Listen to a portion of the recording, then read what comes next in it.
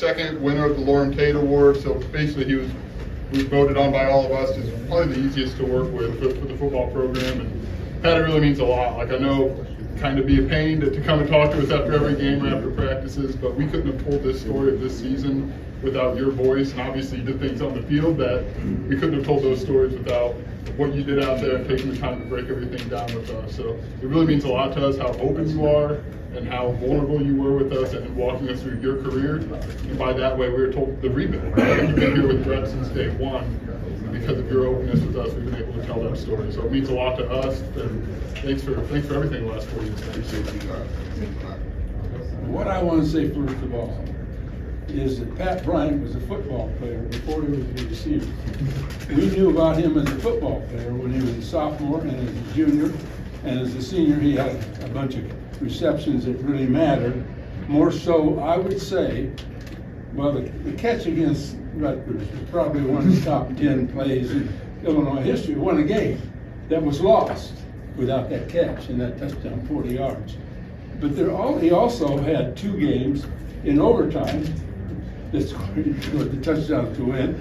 And the previous year, if my voice holds up, the previous year, 2023, we played Indiana in an overtime game. So he was in 3 overtime games, and he had 131 catches in that game, 131 yards. And although I think Isaiah scored the winning touchdown. But anyway, I wanted to say that I've followed this thing for a long time. I was in school in 1951 when Rex Smith caught the touchdown pass against Michigan in the snow. And that was at a time when if a guy caught 20 or 30 balls in a year, that was really special. But he was a journalism student, so I knew Rex. And I knew John Wright in 46 when he set the record at that time. That hasn't held up very long. Brandon, we know that we had a couple guys that had special years. Of course, Williams wound up with 1 million yards. I don't know how many he had, but Williams leads it. But this guy got him when it really mattered, and therefore here's the award for helping the media understand what the heck you were doing. All right, let's grab a photo right here. All right, and 3, 2, and 3, 2. Go. Beautiful. Okay? Perfect. All right. Appreciate it so much. Pat, have a seat there. They're going to fire a couple questions at you. One last time. More than that. I got Mike, look at you. Just kick us off here.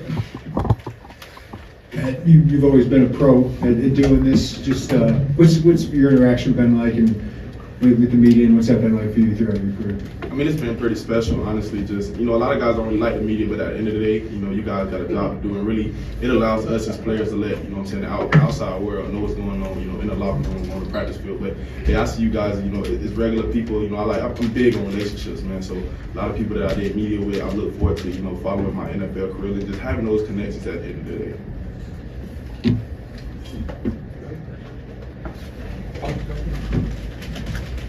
And am I right that you would be kind of a natural at the next level in terms of announcer type down the road? Is that something in your head at all that you would like to do that? You thought about that all the time?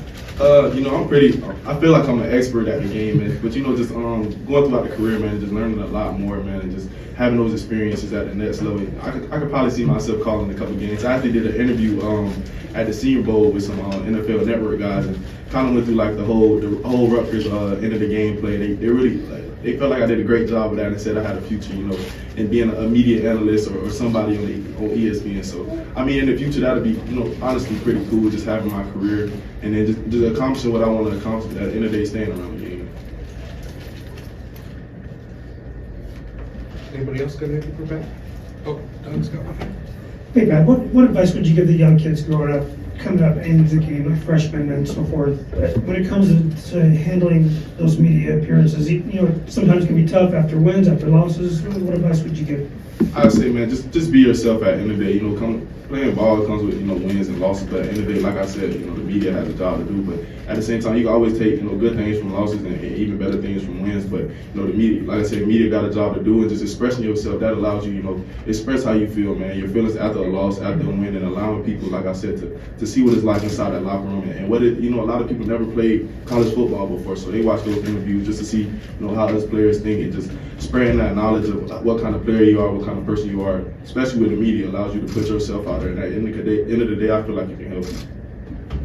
I just wanted to ask you about the combine real quick. I mean, how do you feel like that went, and you know, what are you really dialing in on going into pro day? I mean, the combine went great, man. Like I said, it's a once in a lifetime experience. You know, some of the best guys in college football. I think it was only like 300 players there. So just being chosen as one of those, man, and just going out there, I see everything as a competition. So just competing with guys across the world, and just seeing those players that you see, you know, on TV, Shador Sanders, Travis Hunter, just being in that same room with those guys, and just finally seeing the people that you know kind of win against, you watched. It was an amazing experience meeting with NFL teams, doing the media with you guys showing up there and just supporting me, man. It was a great experience.